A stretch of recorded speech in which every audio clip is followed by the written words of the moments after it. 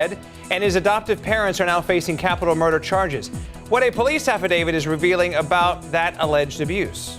Plus, a lawsuit filed by the family of a local man who was killed in a Pitbull attack has been thrown out, and we'll show you why. And a highly anticipated traffic project ready to open. Some good news and bad news for drivers hoping to use Loop 1604 this weekend. Live from KSAT 12, Good Morning San Antonio starts right now. And again, RJ will lay out the details here a little bit. You're Mr. 1604 lately. At this point, yes. You know what? There's going to be a lot going on there, so we'll give you an update on 1604 and I-10 on the northwest side. Very good. Yeah. First and foremost, before we tackle all of those stories you just saw there, let's get right over into the weather world to figure out what our bus stop forecast is looking like. So let's get you to the bus stop this morning. It is 71. We haven't budged from that number. I'm still hopeful that maybe we'll drop into the upper 60s, but it's going to be right around 70 as you leave the house this morning. And it will be basically the same thing we've been seeing each and every day this week. 91 at 3 o'clock. There is an outside chance of a stray shower. Now we got some Friday night football games tonight. This will not interrupt that. I'm not concerned about that rain chance really at all. It's 10% or less. Sunrise this morning will be at 7:28. We're an hour and a half away from that. Sunset 7:17. So with most of these football games getting started at 7 o'clock, sun goes down pretty rapidly right after kickoff. And so that's why it starts feeling a little bit better for these Friday night football games. Total daylight, 11 hours, 49 minutes. Weekend forecast. Surprise, surprise, we're staying the same here. 91 Saturday, 92 Sunday, rain-free. Mostly sunny to partly cloudy both days. All right, let's check in with RJ now. It is going to be a busy weekend on the roads, I'm hearing.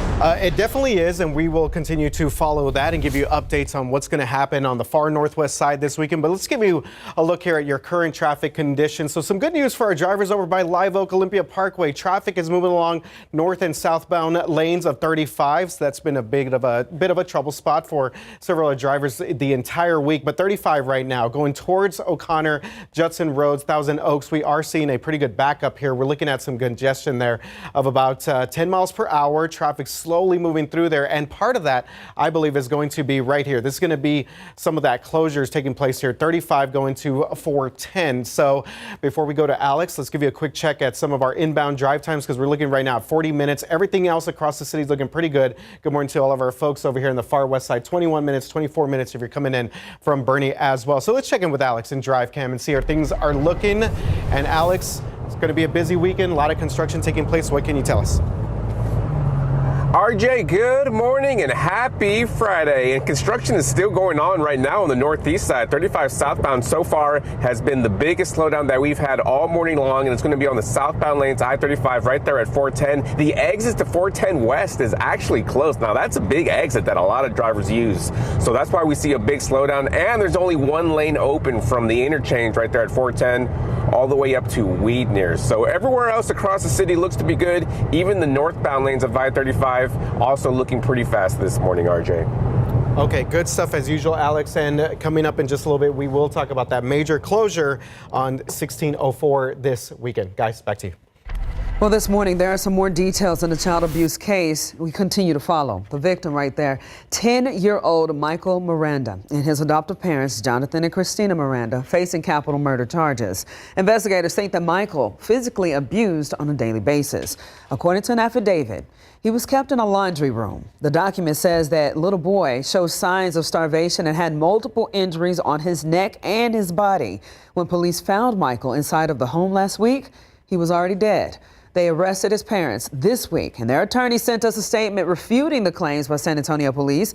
It read in part, quote, San Antonio Police Department concluded their investigation without considering the child's medical history or statements from witnesses. He went on to say, quote, everyone who knows the Miranda family is shocked by the arrest of Jonathan and Christina, end quote. Now to a man sentenced to prison for possessing child pornography, and it was a lot. A state task force found that Lynn Wayne Morin had more than 1,200 illegal images of children on his devices, and many of those kids were under the age of 10. He had also worked as a speech therapist for adults and children. A civil lawsuit filed by the family of a local man killed in a pit bull attack has been thrown out. Patty Santos joining us here this morning to tell us why. Patty, good morning. Hey there, good morning. Well, in 2023, Ramona Hara was killed in a dog attack. That incident really displayed the dangerous dog crisis that the city was facing. Yesterday, a federal judge dismissed the civil lawsuit filed against the city of San Antonio and the city attorney. Now, I was there to cover this breaking news scene when this happened. That's when the then 81-year-old and his wife were attacked by pit bulls on the west side. Ramona Hara was killed, his wife and 2 others injured that day. His family then moved on to file a lawsuit. They blamed Animal Care Services for returning those same dogs to their owners, even though the animals had attacked in the past. The judge said the claims against the city attorney, Andy Segovia, is redundant because he works for the city of San Antonio. That lawsuit did not show the couple's rights were violated. Simply put, the lawsuit didn't prove constitutional or discrimination claims that it made. Now, the pit bulls belong to Christian Moreno and Abilene Schneider. About a year ago, they were both sentenced to 15 years in prison for failing to restrain the dangerous dogs that attacked the couple. Jaffney? Thank you, Patty. We got a former San Antonio police officer accused of shooting Eric Cantu in a car back in 2022. He's back in court. Attorneys for James Brennan say that they plan to bring up the criminal record of Cantu, who you may remember was a teen at the time of the shooting. Now, we've reported on Cantu's run-ins with the law since that incident, including a recent assault charge. The prosecutors argue that his legal troubles aren't relevant and should not factor into this case. This is the state of Texas versus James Brennan. It is not the state of Texas versus Eric Cantu. Those cases are happening outside of this courtroom. The district attorneys, the same district attorneys. So the judge came up with a compromise. The defense can mention Cantu's criminal record during the trial, but they cannot get into the details of his charges. Staying in the courtroom, testimony is underway in the trial of Noah Patterson. He is accused of shooting and killing a man outside a Northwest Side nightclub back in 2023. Prosecutors say Patterson shot 20-year-old Devin Jordan King after 2 groups of people were forced out of the club. They now closed Privat Club on UTSA Boulevard. The shooting followed a fight inside the club that spilled out into the parking lot. In opening statements, the state told jurors that their case had a lot of video evidence. Noah points the gun at him, so he backs off. And he approaches, and Noah points the gun at him, so he backs off. And then he approaches again, and Noah Patterson shoots twice in his direction. If found guilty, Patterson faces up to life in prison. The defense says the state had no evidence to prove the bullets found on scene were connected to Patterson. A friend of Patterson, Seth Rocket, is also charged with murder in the case, but has not yet been given a trial date. 6:07 now. Election season coming up, and an important thing to remember this time is what you can and cannot wear into the polling locations. This year, Bexar County voters will decide on Proposition A and Proposition B, which you can learn more about on our website at KSAT.com. But in short, Proposition A involves the San Antonio Stock Show and Rodeo. Prop B involves the San Antonio Spurs. So this year, voters cannot wear that Spurs gear or rodeo gear inside of the polling location or within 100 feet of the entrance. Anything in regards to any of the propositions, including any type of Spurs apparel, hats, any type of buttons, anything that has to do with anything regarding the Spurs or the San Antonio Stock Show, shirts, jerseys, hats, buttons. Bexar County Elections Administrator Michelle Carew tells us that if someone does enter a voting location with banned clothing or other gear, they'll be asked to change or turn their shirt inside out. So the last day to register to vote and get your address changed is Monday, October the 6th. Then early voting goes from October the 20th to the 31st before Election Day, which is November the 4th. All right, some more morning headlines for you. Sean Diddy Combs is facing sentencing today in a criminal case that could potentially keep him in prison for a number of years. The famed hip-hop mogul was convicted in July of flying people around the country, including his girlfriends and male sex workers, to engage in sexual encounters. A jury acquitted Combs of more serious racketeering, conspiracy, and sex trafficking charges. Those could have led to a life prison sentence. Prosecutors say he should still spend over 11 years behind bars. Combs' lawyers want him freed right now. That sentencing hearing is set for 9 o'clock our time, and we are expecting a special report from ABC News later on this morning when that happens, and we will bring it to you right here on KSAT 12. All right, now to the government shutdown. The Senate is holding a fourth vote today on the same spending bill, which has already failed 3 times. Democrats and Republicans remain divided over how to fund the federal government. Senate leaders say more votes could come next week if no agreement is reached. UT Austin is one of 9 schools the White House is asked to sign a new pact tying federal money to the priorities of campus administration. The proposal is called the Compact for Academic Excellence. It would require schools to use the federal definition of gender for bathrooms in women's sports, stop considering race in admissions, and freeze tuition for U.S. students for 5 years. UT system leaders say they will review the deal. If the schools agree to the White House's proposal, it is expected they would get priority for federal grants. Right outside with live cam, it is 6:09, 70 degrees. We've got still clear conditions here for our Friday. We are watching the drought monitor, which came in yesterday, and it does show some changes, and not good changes. We'll show you what we're looking at coming up. All right, from teen mom to Ivy League scholar. This week on Pickup Lines, Dr. Lorraine Pulido opens up about the obstacles she faced, the village that helped her through all of that, and how she rose to become a voice for students across San Antonio. And to infinity and San Marcos. Okay, a little girl's Woody dog goes missing, but this story doesn't end with a snake in his boot. Up next, wait until you see the Texas-sized adventure he went on before falling with style right back home. Well, you got a friend in me. You know the song. And this is a song that one little girl in Wisconsin will be singing forever after the San Marcos community helped her get her best friend Woody back home. Now, I told you, visit San Marcos' side of the story last hour. Now let's get to the family side of the story, who told me that the best thing out of this entire ordeal was that little toy that you see right there, that was what connected hundreds of sweet strangers in the mission for Woody's safe return home. Make him talk. Hello. Oh! Girl has been obsessed with Woody since she was 4 months old. No lie. Woody has been a part of every chapter and every memory in little Gia's life. At just 1 year old, she and her buddy have traveled all over the country, including recently when her family took a trip from Wisconsin to the Lone Star State, stopping in places like California, North and South Dakota, and Arizona. But when they got to Texas, Woody disappeared. Her mom, Shauna Tello, says that they were visiting attraction spots in San Marcos.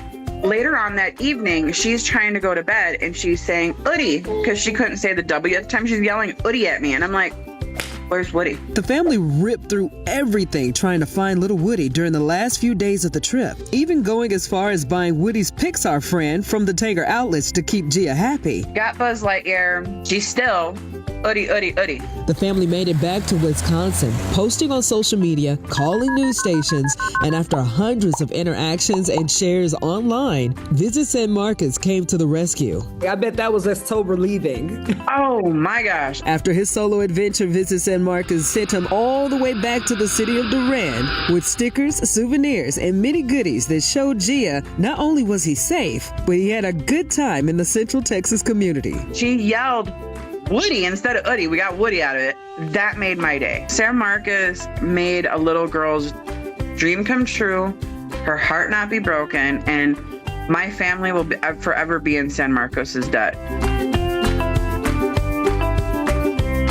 I was so happy when I got in touch with them. And again, this little guy right here made it all happen. And if you look at the comments, you had so many people just asking, okay, how can I give back? Here's some money. Here, go get another one. You can have my kids. But they wanted the one that Gia had. You can't. Gia actually had little Gia written on the bottom of his boot, too. So instead of Andy, right? Yeah, had to get them back. They did. And I think this story, out of all of it, and the mom told me that she was happy to share this because in a world filled with so much darkness, we needed that little light to just make people smile and have hope in humanity. So, yeah, shout out to Gia. So it takes a village, as they say sometimes. And so it worked out, and we love it when these stories have some happy endings, if you will. So very good. Okay.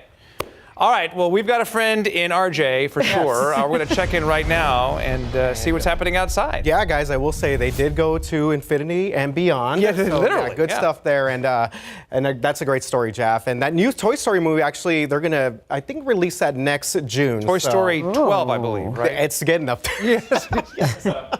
But yeah, love that story there, Jeff. Great job. 35 right here, downtown area. Of course, we have that ongoing construction that's going to be on the southbound lanes of 35, basically right here at Florida Street and at Martin Street. You kind of see that traffic slowly kind of moving through this one stretch of 35 south before you get to parts of South Alamo and South Laredo, but traffic is, for the most part, moving along. We do have a disabled vehicle being reported 35 south right there, New Braunfels Avenue. We'll keep that one in mind. And one more quick check here at the northeast side of town. Traffic starting to build extensively past Wheatner Road. Give yourself about 20 minutes now to get through that. It actually may be more than that, but probably about 30 minutes now.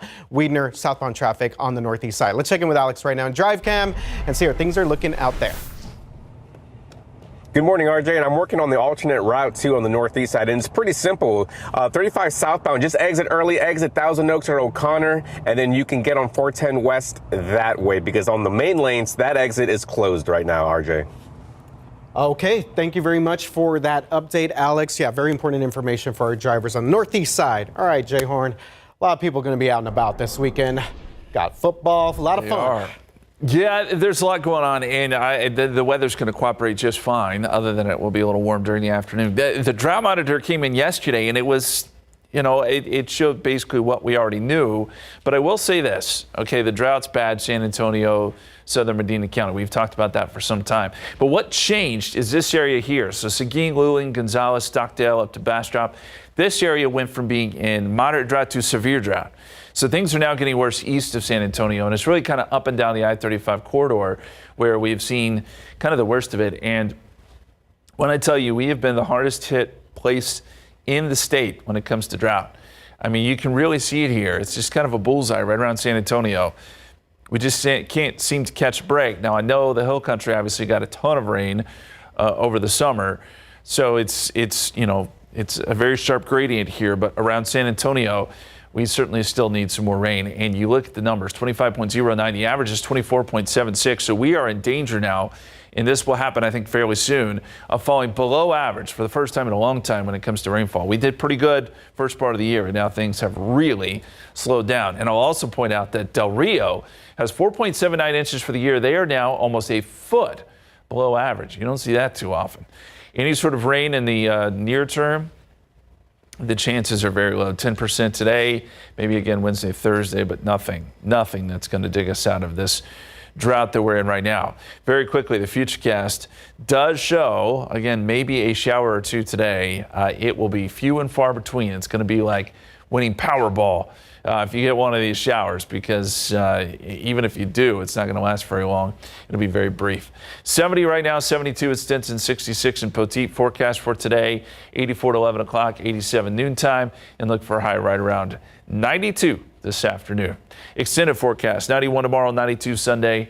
We'll go partly cloudy much of next week. There are those small rain chances that we mentioned on Wednesday and Thursday. All right.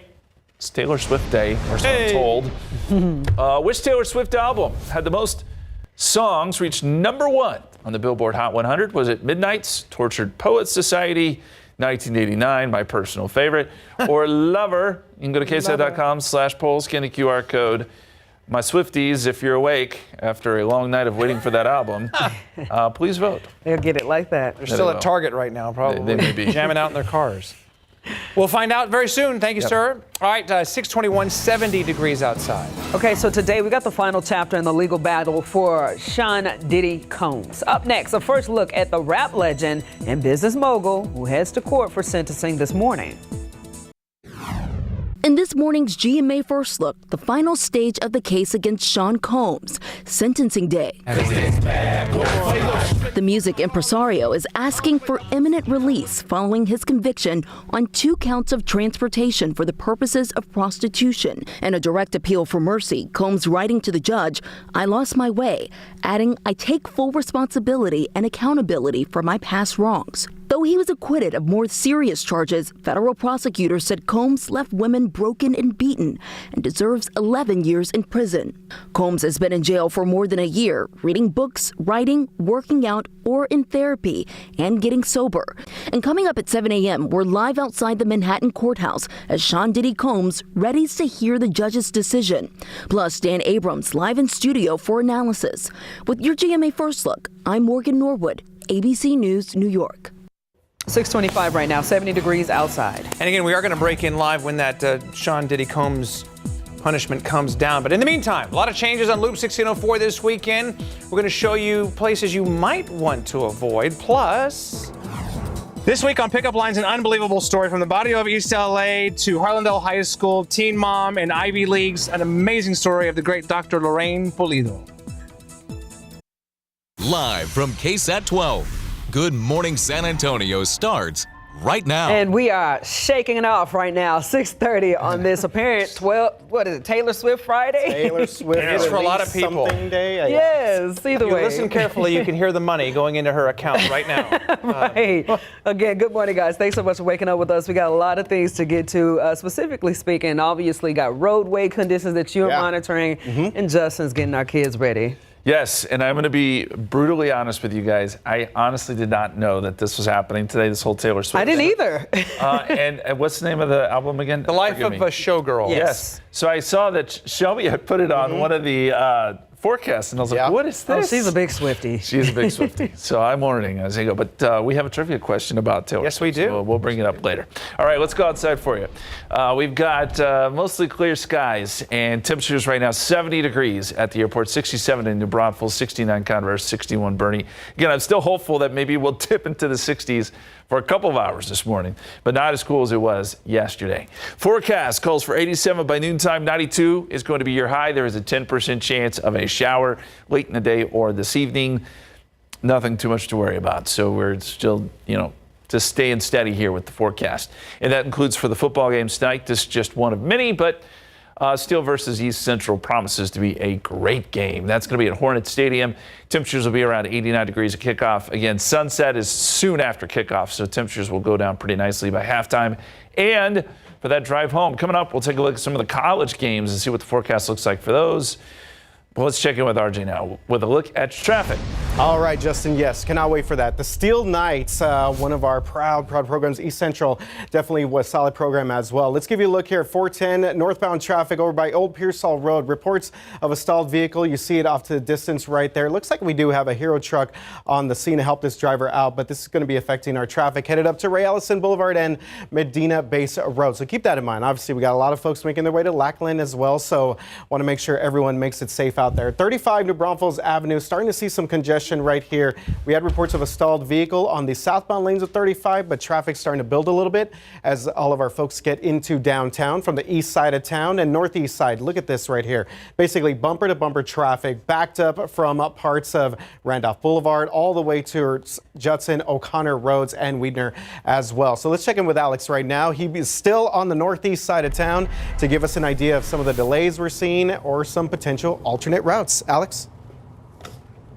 Yeah, good morning, RJ, and check this out. In real time, we do have crews picking up those barrels right now on the northeast side. So 35 southbound, that exit to 410 west could be reopening by the end of this hour. Check this out. That's good news right there. But in the meantime, on the access road, that's your best alternate route. Exit early, exit Thousand Oaks, and then you can stay on the access road and hit 410 west that way, because right now on the main lanes, that exit remains closed, RJ.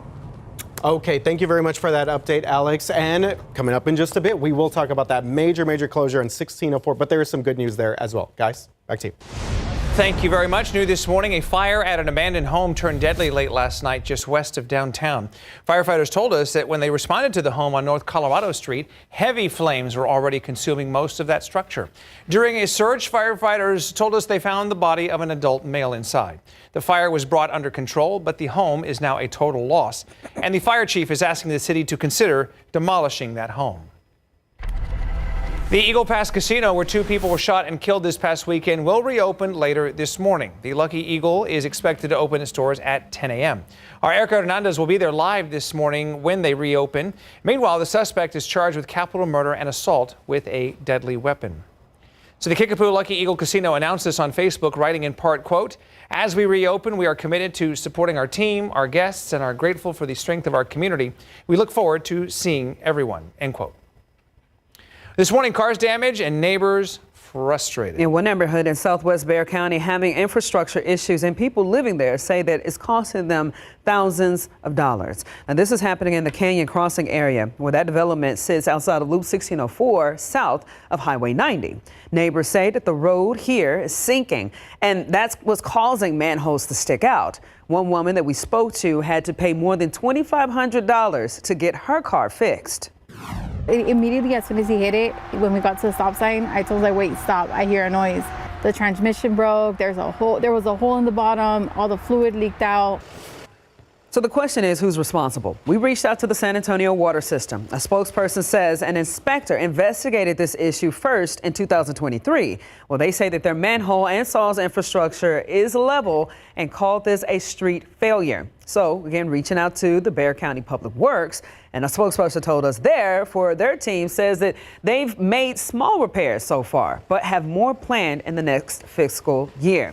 Neighbors say that they're not sure that they can wait much longer. A San Antonio police officer is ordered to guard Mayor Gina Ortiz Jones while she is home. It's an unprecedented level of protection for a San Antonio mayor that we first reported on the news at 6 yesterday.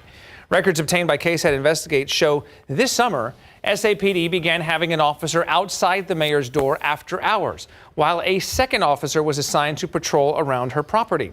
The protection plan was put in place after the August arrest of Marcos Olvera. The 24-year-old was charged with felony retaliation after investigators said he wrote, quote, "We need to kill the mayor" on X under a post about Project Marvel. It's a shame that sports, which is supposed to be this unifying factor, even if people disagree, brings that out of people. Multiple SAPD sources tell KSAT shortly after the mayor was elected to office, she requested and received a bulletproof vest. Nearly a month ago, KSAT Investigates asked the city how much the overnight security costs and where the officers would otherwise be posted. The city leaders have delayed the release of those records 2 times. Hi, this morning, Hunt ISD in the Texas Hill Country is receiving some special recognition. Our Patty Santos is back here to tell us why the governor praising the school district. Good morning, Patty. Hey there, good morning, guys. Well, Governor Greg Abbott is shining a spotlight on 28 campuses across Texas, naming them the very first Lone Star Ribbon schools. Among the campuses honored this year, Hunt ISD's Hunt School. Now, it is a big win for the small Hill Country district, now recognized on a statewide stage for the dedication of its teachers, staff, and students, especially after all the school district went through with the floods this past summer. This is all part of a new state-led version of the long-running National Blue Ribbon program designed to highlight schools with outstanding academic performance and success in closing achievement gaps.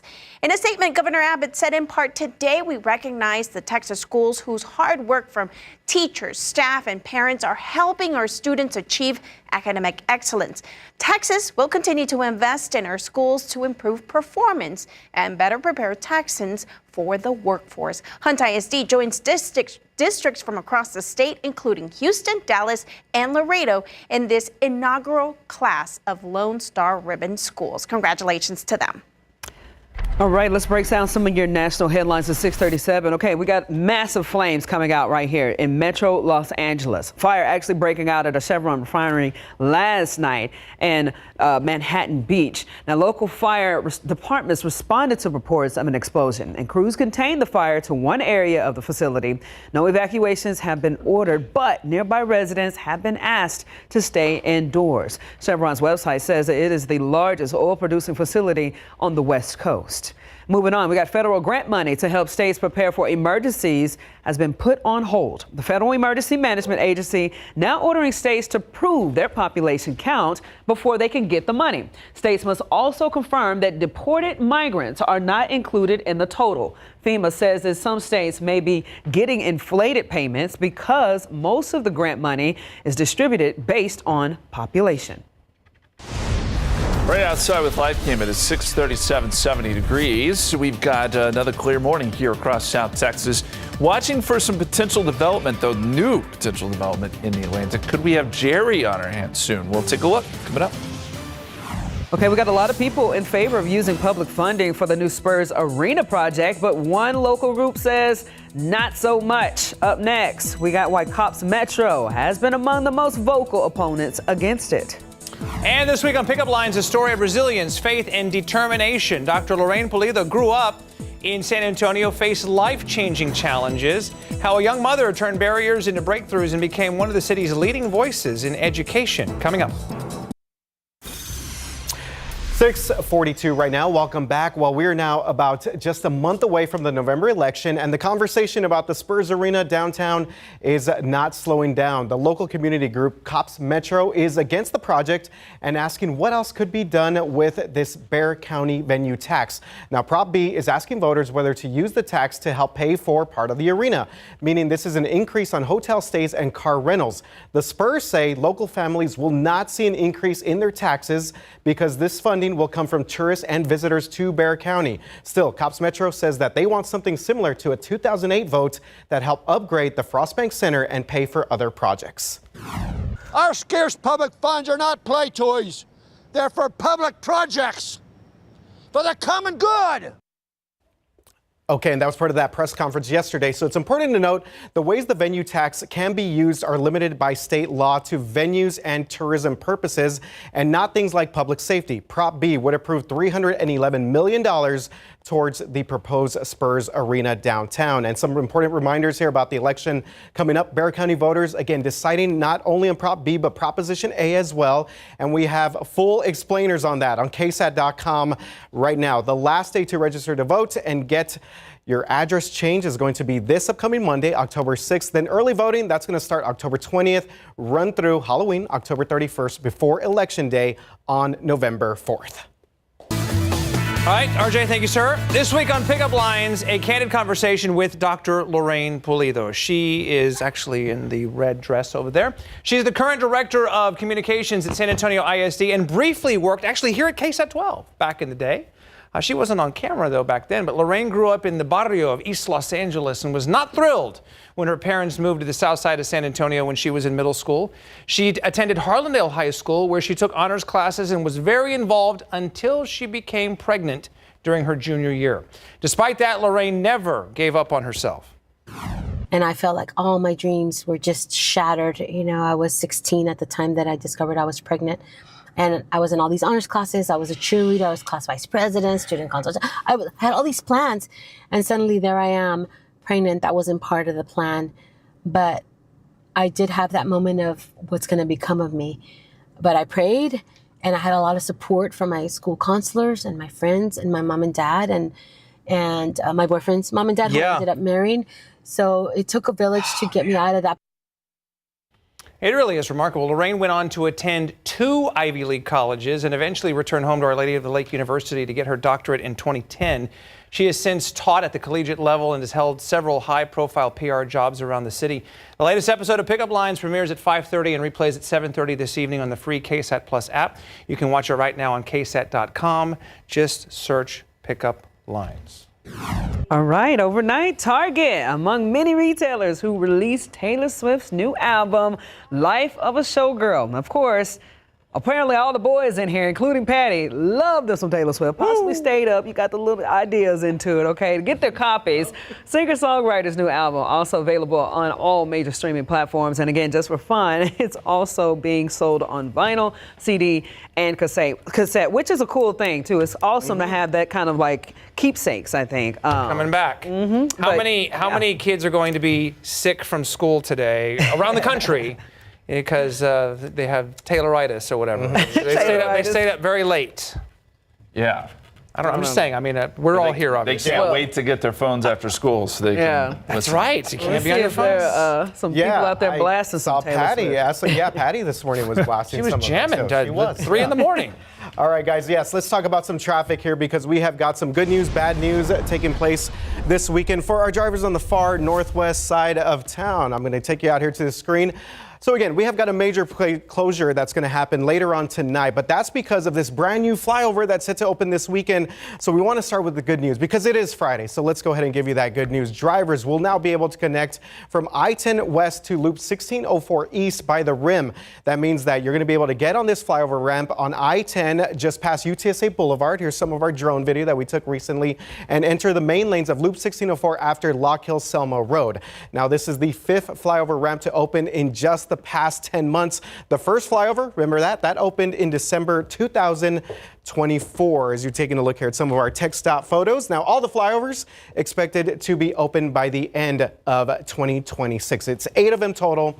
So this is going to be a pretty big one for all of our drivers out there. Let's go ahead and come back out to our maps again. So I-10 going to past UTSA Boulevard, going to Lock Hill Selma. But unfortunately, we're going to see some major closures here. Let's give you an update on what we're going to see there. 1604, before we get this flyover open, that's going to be shut down right here at the interchange. I-10 East also going to be shut down at the interchange. Now, I-10 West, if you're going to be headed out to the Rim, maybe a little bit past that, Camp Bullis, Fair Oaks, Bernie Stage Road, that will be open throughout this entire weekend. This closure will be in place tonight, 9 p.m. and extend through Monday, 5 a.m. But that flyover expected to open around Saturday. That's kind of what they're estimating at this moment, if all goes well. Keeping our fingers crossed there.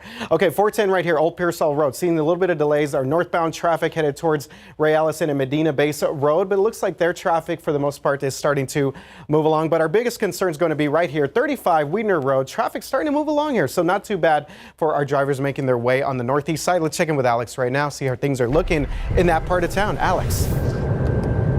Yeah, good morning, RJ. So traffic is moving because construction has wrapped up on that side of town. I just left, and if you're coming down 35 southbound, just know that the exit to 410 West has reopened, as well as a lot of those lanes as well. So just in time for our 7 o'clock drivers about to hit the roadways, RJ.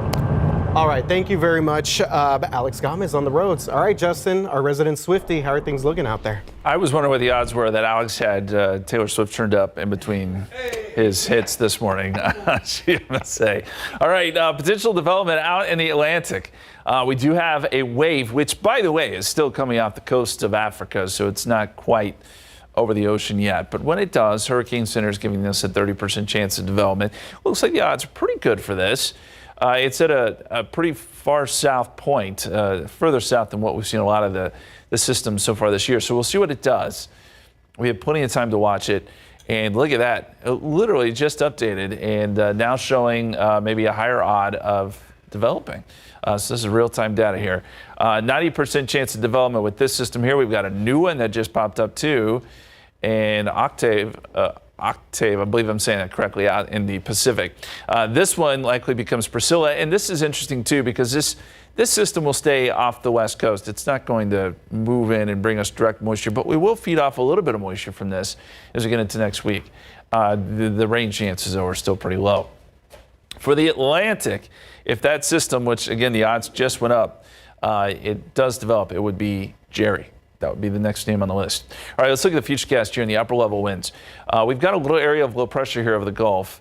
It is throwing some moisture in our direction, which is why we have that small chance of rain today, but we're really on the wrong side of it, and it just doesn't do a whole lot for us. And then beyond that, high pressure begins to build in. Now, that is Priscilla, and again, some of that moisture could wrap around that high and maybe bring us a few showers Wednesday into Thursday. Again, rain chances will be at 10%. But as long as that ridge is somewhere nearby, we're just not going to see substantial chances for rain.